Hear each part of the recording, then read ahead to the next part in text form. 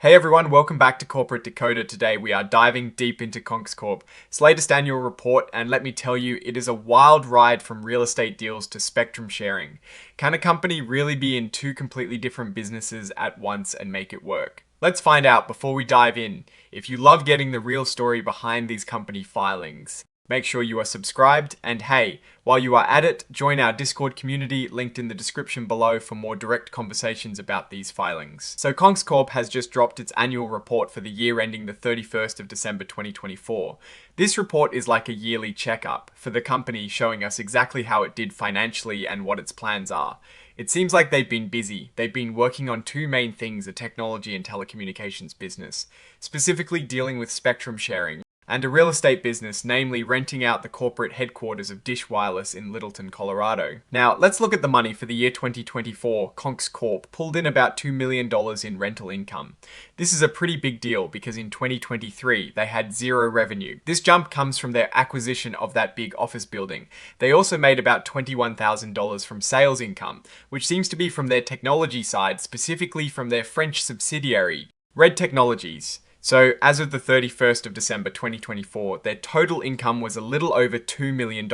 But as you know, making money is only half the story. We also need to look at how much they spent general and administrative expenses, which are basically the costs of running the company day to day, shot up significantly. They spent over $5 million in 2024, compared to just about $1.1 million in 2023. This big increase makes sense because they acquired more businesses and started operating the real estate. This led to a loss from operations of about $3.7 million in 2024, compared to a smaller loss of about $1.1 million in 2023. Now, here is where it gets a bit technical but super important. The company had a gain of over $7.7 million from changes in the value of their derivative warrant liabilities. Think of these warrants like options to buy the company's stock in the future. Their value goes up and down based on how the company's stock is doing. This gain is a non-cash item, meaning the company did not actually receive this money, but it improved their reported profit. They also had a gain of $325,000 from something called an equity forward. This is essentially a contract to buy or sell equity in the future.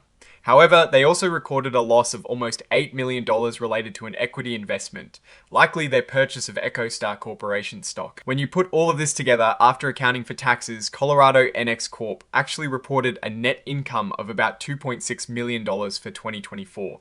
This is a massive turnaround from a net loss of nearly $6 million in 2023. But remember, a big chunk of that 2024 income came from those non-cash items like the warrant valuation changes, not from selling a lot of products or services. Let's move on to how the company is managing its cash. As of the 31st of December 2024, they had over $117 million in cash and cash equivalents. That's a healthy amount, and it's a huge improvement from just over $8,000 at the end of 2023. A large part of this cash infusion came from issuing convertible preferred stock for about $200 million. It's important to note that in 2023, they still had about $21 million held in a trust account, which is common for companies that have gone public through a special purpose acquisition company or SPAC. By the end of 2024, that trust account was empty, with funds used for redemptions and the rest released to the company. Now, about the risks, companies have to disclose what could go wrong, and CONX Corp is no exception. They acknowledge that their management team has other commitments, and this could create conflicts of interest. They also point out the past performance of their management team, including key figures Charles W. Ergen and Jason Kizer, doesn't guarantee future results. This is a standard disclaimer, but it's always worth noting. Looking at their stock, they have a lot of authorized shares, over 500 million class of shares, but only about 18.9 million were issued as of the end of 2024. As of November 2025, almost all of that, over 99%, is held by NXGen Opportunities, LLC, which is controlled by Charles W. Ergen. This concentration of ownership means NXGen has a lot of sway over company decisions, which might not always align with smaller shareholders. The report also flagged a critical audit matter concerning the accounting for their acquisition of Red Technologies SaaS. This part was complex because it involved a lot of estimation uncertainties, especially in valuing the purchased technology and applying accounting rules. The main assumptions used, like revenue growth rates and operating margins, are subjective and depend on future economic conditions. This means that while they got an opinion from the auditors, there is a degree of uncertainty built into these valuations. The company has contingent consideration, meaning part of the purchase price for Red Technologies SaaS depends on future events. As of December 2024, this liability was valued at about $5.3 million, but it could go up to $6.3 million. This is an interesting point because it gives the sellers of Red Technologies SaaS an incentive to make the business successful. Interestingly, CONX Corp did issue some stock options to its non-employee directors in December 2024 and April 2025. These options were granted at prices very close to the prevailing stock price at the time. The total stock-based compensation expense recognized for 2024 was just over $12,000, which is very small. So, what is the bottom line here? CONX Corp has clearly transformed itself from a SPAC shell into an operating company with two distinct businesses. The real estate segment provides a stable, albeit small, revenue stream. The technology segment with Red Technologies is a potential growth engine, but it's still early days and carries significant risks. The big win here is the turnaround from a reported loss to a reported profit driven by impressive gains in the fair value of financial instruments and their recent acquisitions and integrations.